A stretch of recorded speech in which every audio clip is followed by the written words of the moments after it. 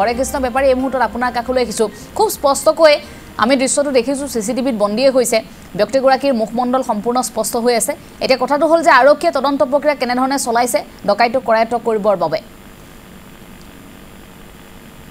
হয় এঞ্জেলা যোৱাকালি যি ঘটনা সংঘটিত হৈছে গোলগঞ্জৰ ষ্টেট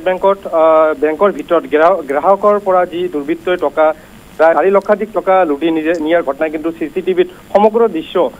সিসিটিভিত আমি পাইছোঁ বা সিসিটিভিৰ পৰা ইতিমধ্যে কিন্তু আৰক্ষী এই সিসিটিভিৰ যি ফুটেজ বা এই ফুটেজ লৈ কিন্তু আৰক্ষী ইতিমধ্যে তদন্ত অব্যাহত ৰাখিছে বা তদন্ত কৰি আছে আৰু যিজন যি ঘটনা সংঘটিত কৰিছে যি দুষ্কৃতিকাৰী বা দুৰ্বৃত্তই যি টকা লুটি নিয়াৰ যি দৃশ্য সিসিটিভিত মানে স্পষ্টভাৱে আমি আৰক্ষীয়ে ধৰিব পাৰিছে যে কোন হয় কিন্তু আৰক্ষীয়ে তদন্ত অব্যাহত ৰাখিছে বা এতিয়ালৈকে তাক আটক কৰিবলৈ সক্ষম হোৱা নাই আচলতে গোলগঞ্জৰ যি হিতেশ ৰায় নামৰ যিজন ব্যক্তি আছিল তেওঁ আচলতে যোৱাকালি ষ্টেট বেংকৰ পৰা 4 লক্ষাধিক টকা বেগৰ ভিতৰত আছিল আৰু 4 লক্ষাধিক টকা লৈ বেংকৰ ভিতৰত যি বেংকৰ স্বত্বাধিকাৰী বা বেংকৰ লগত যি বেংকৰ কৰ্তৃপক্ষৰ লগত কথা পাতি থকাৰ সময়তে এই দুষ্কৃতিকাৰীয়ে এই টকাৰ বেগটো লৈ উদা হয় আৰু তেনে ক্ষেত্ৰত কিন্তু আৰক্ষীয়ে কালিৰে পৰা যি তদন্ত অব্যাহত ৰাখিছে বা এতিয়ালৈকে আটক কৰিবলৈ সক্ষম হোৱা নাই আৰু হিতেশ ৰায় ইতিমধ্যে গোলগঞ্জ আৰক্ষী চকীত আৰক্ষী থানাত এজাহাৰ দাখিল কৰিছে বা তদন্ত বিচাৰি এঞ্জেলা পূৰ্বতে এনে ধৰণৰ ঘটনা এই বেংকটোত সংঘটিত হৈ আহিছে নেকি হয় পূৰ্বতে এনে ধৰণৰ ঘটনা সংঘটিত হোৱা নাই যদিও কিন্তু যোৱাকালি যি ঘটনা সংঘটিত হৈছে এই ঘটনাই কিন্তু অঞ্চল জুৰি এক চাঞ্চল্যৰ সৃষ্টি কৰিছে নিশ্চয়কৈ বৰ দুৰ্ভাগ্যজনক কথা বেংকত যদি বেংকৰ ভিতৰতে যদি লোকসকল সুৰক্ষিত নহয় বেংকৰ ভিতৰতে যদি টকা হেৰাই বেংকৰ ভিতৰতে যদি ডকাইতৰ লুটপাট চলে এটো বৰ ভয় লগা কথা নিৰাপত্তাৰ দিশটোত কৰবাত সুৰুঙা ৰৈ গৈছে নেকি এছবিআইত হয় এইটোই লৈ কিন্তু সচেতন মহলৰ মাজত যি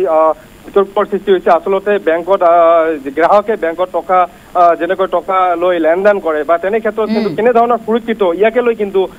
অঞ্চল জুৰি এক চাঞ্চল্যৰ সৃষ্টি কৰিছে বা বিভিন্ন ধৰণৰ সচেতন মহলৰ মাজত কিন্তু এক প্ৰতিক্ৰিয়া সৃষ্টি হৈছে এঞ্জেলা হয় আমি ধন্যবাদ জ্ঞাপন কৰিছোঁ আপোনাক আৰক্ষী তদন্ত প্ৰক্ৰিয়া যেটো চলিছে গতিকে আমি পৰৱৰ্তী সময়ত এই খবৰ আপোনালোকক আকৌ এবাৰ আগবঢ়াবলৈ চেষ্টা কৰিম ধন্যবাদ জনাইছোঁ হৰে কৃষ্ণ বেপাৰী এই মুহূৰ্তত দৃশ্যটো আকৌ এবাৰ দেখুৱাইছোঁ এগৰাকী গ্ৰাহক আৰু আনগৰাকী গাণনিক বিষয়া দুয়োগৰাকীয়ে কথা পাতি আছে কিন্তু গুৰুত্বপূৰ্ণ কথা পাতি থকাৰ সময়তেই পিছফালৰ পৰা সেই দুষ্ট চক্ৰৰ ব্যক্তিগৰাকী প্ৰৱেশ কৰি কাষতে থকা টকাৰ বেগটো লৈ খুব মনে মনে সেই ঠাইখিনিৰ পৰা ওলাই গৈছে সিসিটিভিত সমগ্ৰ দৃশ্যটো বন্দী হৈ ৰৈছে নমস্কাৰ মোৰ নাম হিতেশ ৰায় মই এটা personal হিতাচি private limited company ATM চলাওঁ আজি বেংকত মই দুপৰীয়া মোৰ টাকা 4,36,500 টকা উঠাবলৈ গৈছোঁ টাকা মই উঠাইছোঁ আৰু বেগৰ ভিতৰত মোৰ আগৰে 20,000 টকা আছিল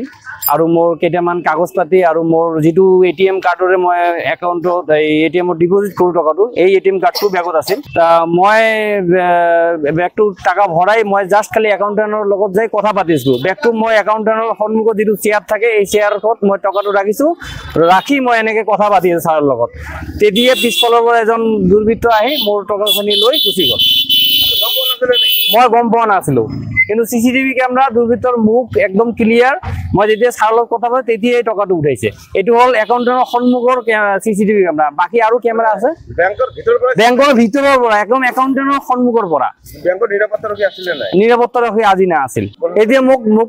মই কওঁ যে মোৰ টকাটো খুব লাগিছিল আৰু মই এইটো সাৰ্ভিস দিওঁ আজি আপুনি চাব গোলগঞ্জত দুটা এটিএম বন্ধ হৈ আছে এটা এটিএম চলি আছে মাজে মাজে তাত টকা না মই এইটো সাৰ্ভিস দিওঁ এই টাকাটো দিয়াৰ কাৰণে মানুহ অলপ মানে সকা পায় এতিয়া মই অনুগ্ৰহ কৰিম যে মোৰ টকাটো সোনকালে উঠাই দিবলৈ আৰু কাৰণ এইটো কৰি মই খাওঁ মোৰ টকাটো নহ'লে মোৰ খুব অসুবিধা হ'ব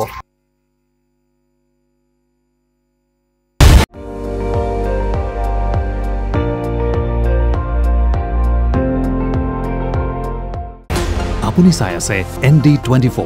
সৰ্বশ্ৰেষ্ঠ নহয় সৰ্বোত্তমৰ দৌৰ